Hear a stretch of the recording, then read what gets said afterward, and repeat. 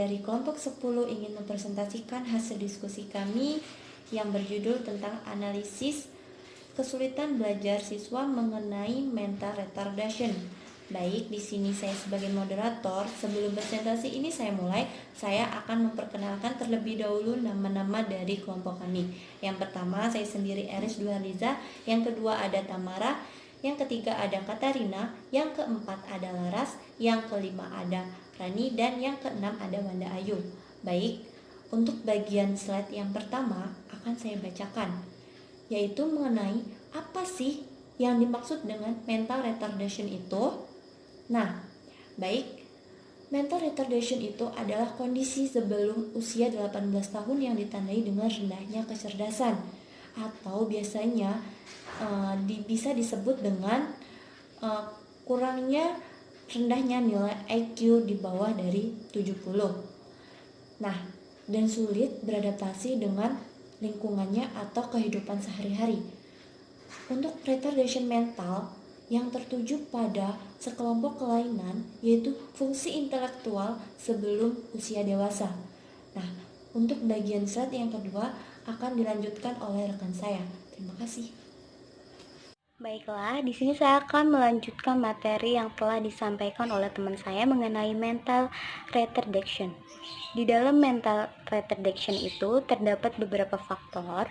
Yang pertama faktor genetik. Faktor genetik itu adanya kelainan biologis anak tersebut atau juga karena keturunan dari orang tuanya, dan juga ada yang kedua sosioekonomik, di mana pendidikan orang tua yang rendah dan ditambah buruknya nutrisi yang diberikan oleh orang tua kepada anak tersebut, sehingga nutrisi yang seharusnya dibutuhkan oleh anak tersebut tidak terpenuhi. Lalu ada pengaruh lingkungan, bisa diakibatkan oleh tetangganya, temannya, ataupun kejadian yang membuat mental dia menjadi mental retardation. Lalu ada kelainan metaboli. Kelainan metaboli itu dimana seharusnya anak yang berusia 18 tahun atau di bawah 18 tahun itu sudah bisa tumbuh kembang secara baik, seperti dimana mereka mempunyai teman, mampu berinteraksi dengan sesama lingkungan, tetapi anak tersebut tidak bisa melakukannya. Lalu ada trauma atau penyakit. Trauma itu bisa diakibatkan karena adanya kecelakaan yang pernah dia alami ataupun kejadian yang membuat ingatan dia menjadi sedikit terganggu. Lalu ada infeksi seperti infeksi rubella. Jadi, infeksi rubella ini juga bisa diakibatkan ketika seorang ibu sedang mengandung ataupun ketika anak tersebut melahirkan. Makanya dianjurkan oleh pemerintah ketika seorang ibu mengandung ataupun ketika anak tersebut sudah melahirkan untuk suntik rubella. Nah, peraturan pemerintah tersebut ternyata memang baik untuk pertumbuh kembangan anak. Lalu ada penyebab pada mental retardation. Itu ada yang pertama cedera, terus ada kelainan, lalu ada gangguan saat kehamilan seperti kurangnya nutrisi, infeksi, ataupun penggunaan obat-obatan yang berlebihan. Lalu ada gangguan saat melahirkan seperti kurangnya oksigen atau terlahir prematur. Dan di dalam mental retardation itu ada ciri-cirinya. Yang pertama ada lemahnya fungsi intelektual, di mana fungsi intelektual itu adalah fungsi mengingat. Lalu ada tidak dapat menguasai keahlian yang sesuai dengan umurnya dan tidak bisa merawat dirinya sendiri. Jadi ciri-cirinya itu dimana anak yang seharusnya di usia 10 tahun ke atas mempunyai keahlian di bidangnya masing-masing, seperti keahlian membaca, menulis, bernyanyi, ataupun menari, tetapi anak tersebut masih belum memilikinya. Lalu ada sulit menyesuaikan diri dan susah berkembang. sulit menyesuaikan diri ini bisa kepada lingkungan, teman sebaya, orang tua, ataupun guru. Nah, dari sulit menyesuaikan dirinya tersebut, jadi anak tersebut susah berkembang. Susah berkembang dalam arti dalam konteks pemikirannya yang tidak luas, pemikirannya yang tidak dewasa, dan emosionalnya yang tidak terkontrol. Lalu di dalam mental retardaction itu ada kriteria hasil. Kriteria hasil itu diperoleh dari nilai IQ sekitar 70 atau di bawahnya.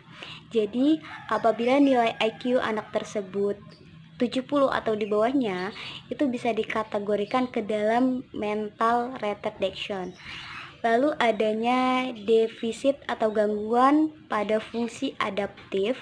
Fungsi adaptif itu sendiri adalah mampu memperhatikan diri, merawat dirinya sendiri, mempunyai tanggung jawab sosial seperti berpakaian, buang air pada tempatnya, makan, kontrol emosi, dan berinteraksi.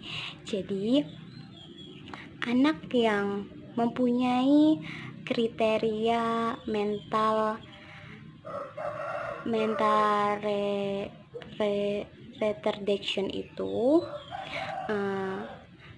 mereka masih kurang mempunyai tanggung jawab sosial seperti berpakaian, buang air mereka masih sembarangan, dan emosi mereka juga tidak terkontrol.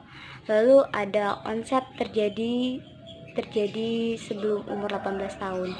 Jadi itu dilihat juga orang tua dan guru perlu memantau ketika anak tersebut berusia pada jalannya atau berusia sebelum umur 18 tahun, itu bisa dikategorikan sudah sebagai remaja, di mana remaja pada umumnya bisa melakukan aktivitas pada umumnya seperti mereka mampu berinteraksi dan segala macam, tetapi anak tersebut tidak bisa melakukannya.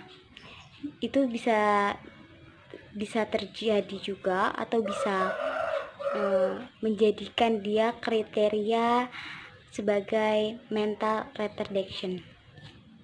Assalamualaikum warahmatullahi wabarakatuh. Nama saya Rani Nofriansari. Saya akan membacakan slide berikutnya, yaitu diagnosis kesulitan belajar siswa. Di sini yaitu melakukan pendekatan. Yang kedua, identifikasi masalah. Yang ketiga, identifikasi faktor penyebab kesulitan belajar. Yang keempat, memberikan kesimpulan teknik apa yang cocok untuk digunakan dalam proses belajar siswa. Yang kelima yaitu pemberian bantuan atau motivasi. Yang pertama yaitu melakukan pendekatan. Dengan cara pendekatan yang digunakan dalam penelitian ini adalah pendekatan kuantitatif. Dalam penelitian deskriptif, penelitian tidak dapat dilakukan manipulasi atau memberikan pelakuan tertentu terhadap variabel. Tetapi semua kegiatan, keadaan, kejadian, aspek komponen, dan variabel berjalan apa adanya. Penelitian ini bertujuan untuk menganalisis kesulitan belajar siswa, membaca siswa, mental retardation dengan mengukur hasil IQ pada siswa. Apabila hasil IQ yang sudah dilakukan bernilai 70 atau kurang dari itu, maka siswa tersebut mengalami mental retardation. Selanjutnya bakalan dibacakan sama teman saya. Terima kasih. Baik, di sini saya akan melanjutkan slide kelima, yaitu ada identifikasi masalah dengan cara memberikan layanan diantaranya. 1. Layanan orientasi diberikan pada saat permulaan awal masuk sekolah. Isinya tentang apa saja yang akan diberikan selama kelas 3 SMP. Yang kedua adalah layanan informasi diberikan untuk membekali siswa dengan berbagai pengetahuan dan pemahaman tentang berbagai hal yang berguna bagi individu murid sebagai penunjang pembelajaran di sekolah. Yang ketiga ada layanan penempatan penyaluran. Layanan ini telah dilakukan dengan menempatkan posisi tempat belajar yang sesuai. Yang keempat ada layanan pembelajaran agar murid mampu melaksanakan kegiatan belajar dengan baik dan seoptimal mungkin. baik di sekolah maupun di rumahnya. Yang kelima adalah layanan bimbingan kelompok. Wali kelas 3 sewaktu-waktu memberikan layanan bimbingan kelompok pada muridnya. Hal ini bertujuan agar murid memahami betapa pentingnya kerjasama dalam hal sosial, membuat jadwal piket dan struktur kelas. Selain itu, pentingnya kerjasama dalam sosial adalah layanan bimbingan kelompok ini diharapkan siswa akan bisa termotivasi untuk mengikuti pembelajaran seperti teman-temannya. Yang keenam ada bimbingan pribadi yang dilakukan oleh pihak sekolah kepada murid yang mengalami kesulitan belajar. Hal ini dilakukan pada siswa seperti Amerika Serikat. Bimbingan ini bertujuan untuk memberikan pemahaman dan pemberian pengertian tentang masalah yang dihadapi dan saran-saran untuk penyelesaian masalah belajarnya. Yang dilakukan oleh pihak sekolah kepada murid yang mengalami kesulitan belajar. Hal ini dilakukan pada siswa seperti Amerika Serikat. Bimbingan ini bertujuan untuk memberikan pemahaman dan pemberian pengertian tentang masalah yang dihadapi dan saran-saran untuk penyelesaian masalah belajarnya. Perkenalkan, nama saya Katarina Aninditya Kristianingrum, NPM saya 18110034. Saya di sini akan melanjutkan materi dari Saudari Laras, dan saya di sini akan membahas materi dari slide yang ke-6 yang berjudul tentang identifikasi faktor penyebab kesulitan belajar. Yang pertama itu ada kurang mengenali huruf, ketidakmampuan dalam mengenali huruf-huruf alfabetis. Yang kedua itu ada membaca kata demi kata, berhenti membaca setelah membaca sebuah kata, tidak segera diikuti dengan kata berikutnya.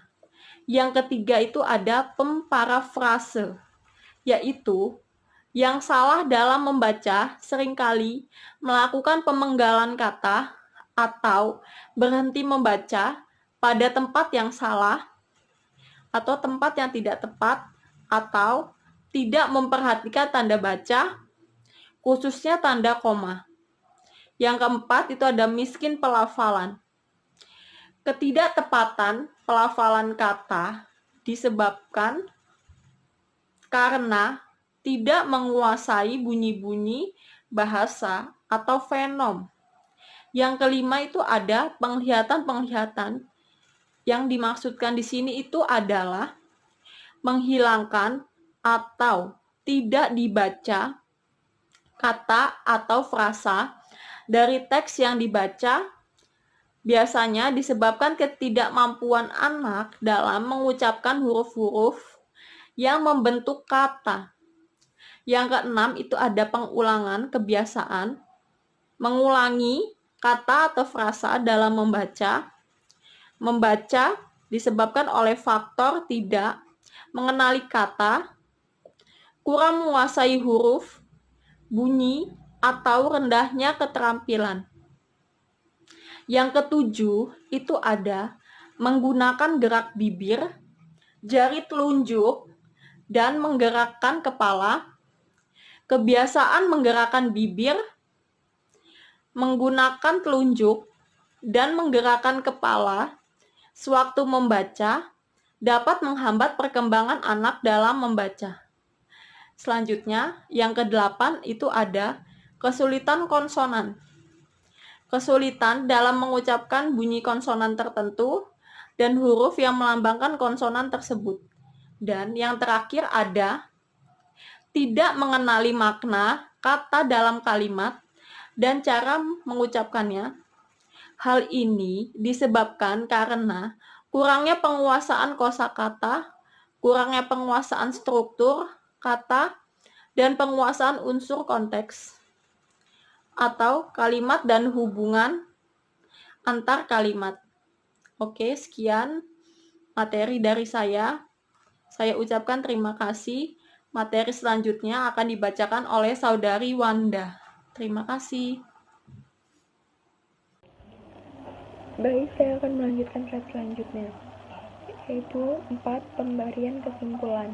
Teknik belajar yang kami pilih untuk anak yang mengalami mental retardation yaitu teknik belajar audio video. Mengapa? Karena anak yang mengalami mental retardation adalah anak yang mempunyai pendengaran dan juga penglihatan yang baik. Buat anak yang dikategorikan ke dalam anak yang cacat dalam segi penglihatan, pendengaran atau fisik. Tetapi, anak dengan mental retardation adalah anak yang mengalami gangguan perkembangan otak yang ditandai dengan IQ di bawah rata-rata. Jadi, kami menggunakan teknik audio video. Teknik ini juga sangat efektif karena bisa menghasilkan gerakan, warna, dan juga musik di dalamnya sehingga proses pembelajaran menjadi menarik. Yaitu 5. Pemberian bantuan atau motivasi. Guru dapat memberikan motivasi baik kepada siswa atau orang tua dari anak yang mengalami mental retardation bahwa anak yang mengalami gangguan belajar tersebut bisa belajar dengan baik apabila sosok orang tua selalu mendampinginya. Dan jangan melarang anak untuk tidak melakukan semua hal yang ingin dia sukai. Terus dampingi anak untuk belajar dan memberikan pemahaman-pemahaman secara perlahan. Dan melakukan kebiasaan-kebiasaan sebagai contoh yang baik untuk anak tersebut. Baik, selanjutnya akan dibacakan oleh Saudara Raidi. Baik, untuk bagian slide yang terakhir ini akan saya jelaskan mengenai hal-hal apa saja yang perlu diperhatikan. Yang pertama itu ada pemilihan sekolah. Mengapa pemilihan sekolah itu sangat penting? Karena mayoritas pemilihan sekolah itu biasanya dipilih oleh kemauan orang tuanya, bukan kemauan dari siswanya atau anaknya. Jadi, tidak banyak dari itu dampaknya anak tersebut tidak nyaman ketika berada di sekolah. Yang kedua, melatih kemampuan berbahasa. Mengapa menurut saya sangat penting dan perlu diperhatikan?